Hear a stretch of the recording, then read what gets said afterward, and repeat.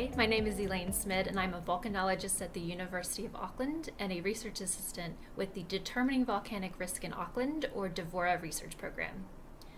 So the tree found by Jeffie during the cityraillink tunneling project last February 2019 came back with an age of 28,000 years old.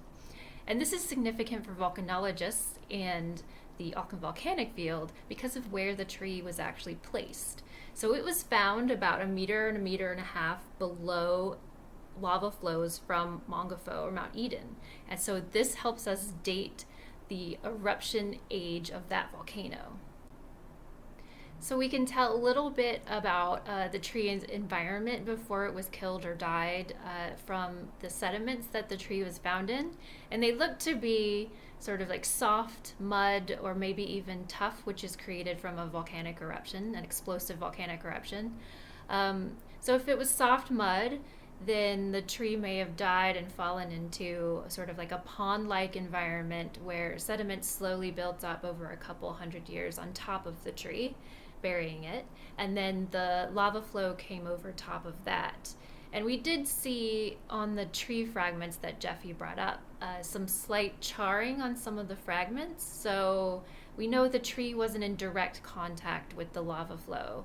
It would have burned up if it had been. So in that case, the tree's age is actually a couple hundred years older than the eruption age.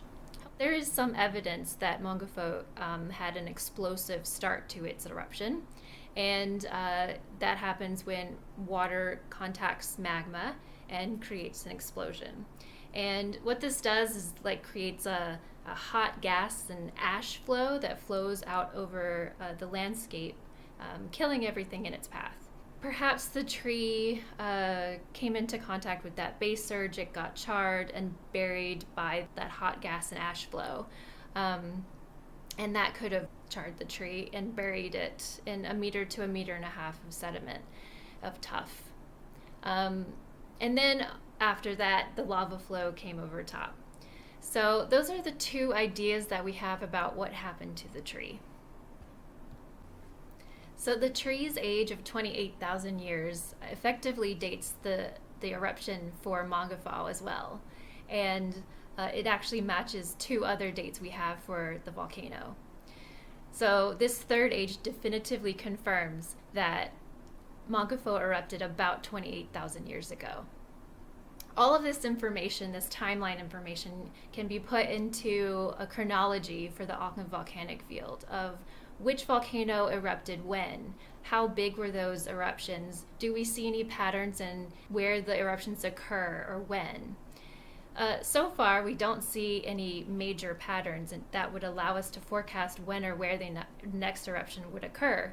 But the more information that we get like this, the more puzzle pieces we can put together so that we can adequately plan for future eruptions.